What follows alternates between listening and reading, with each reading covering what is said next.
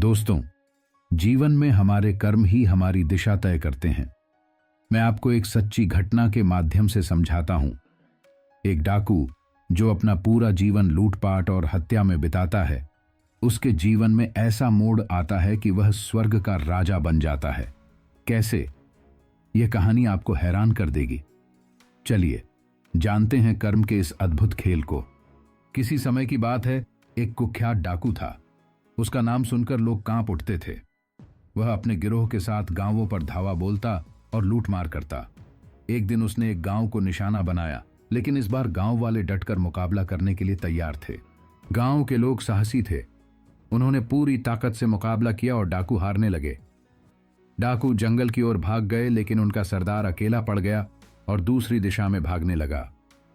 आधी रात के अंधेरे में वह बीहड़ जंगल में दौड़ता जा रहा था। अचानक उसे एक औरत की दर्द भरी आवाज सुनाई दी। वह जोर जोर से पुकार रही थी, मेरा गला सूख रहा है, कोई मुझे पानी पिला दो। डाकू, जिसने अपनी जिंदगी में न जाने कितने कत्ल किए थे और कितने ही लोगों के गले काटे और पीड़ा दी, फिर भी वह उस आवाज की ओर आकर्षित हो गया और वहीं पर रुक गया। और वो वहां जाकर देखता है कि एक स्त्री जो अकेली इस वीरान जंगल में प्रसव पीड़ा के कारण रो रही है।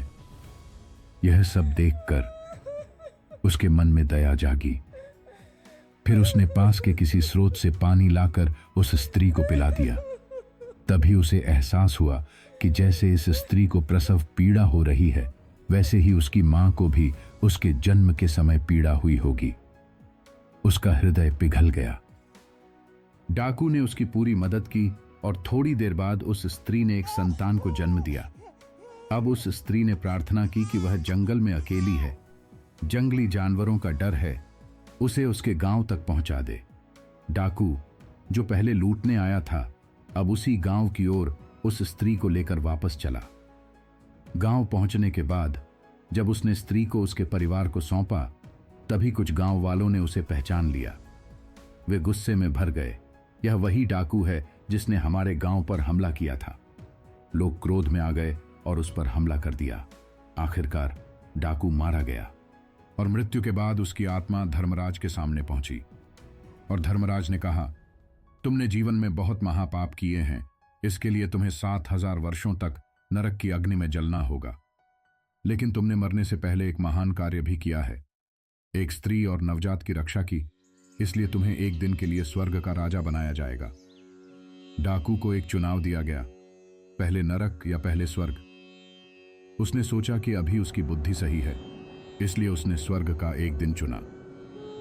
स्वर्ग में राजा बनने के बाद उसने बृहस्पति देव से ज्ञान प्राप्त करने की प्रार्थना की। सप्तऋषियों ने उसे बताया, स्वर्ग में 2 प्रकार के लोग आते हैं, एक भोग के लिए और दूसरे कल्याण के लिए। यह सुनकर डाकू ने ठान लिया कि वह स्वर्ग में सिर्फ दान करेगा। उसने अपना पूरा एक दिन परोपकार में बिता दिया। स्वर्ग का एक दिन पृथ्वी के 1000 वर्षों के बराबर होता है, लेकिन उसने किसी चीज का भोग नहीं किया, केवल दूसरों की मदद की। जब वह वापस धर्मराज के पास पहुंचा तो धर्मराज मुस्कुराए और बोले, तुमने इतने पुण्य अर्जित किए हैं कि अब तुम्हें 1000 वर्षों तक स्वर्ग का राज्य दिया जाता है। इस कहानी से हमें क्या सीख मिलती है? हमारा हर कर्म महत्वपूर्ण होता है। सही कर्म करने से बुरा इंसान भी इंद्र के समान ऊंचाई प्राप्त कर सकता है। इसलिए हमेशा अच्छे कर्म करो, क्योंकि कर्म कभी किसी के साथ अन्याय नहीं करता।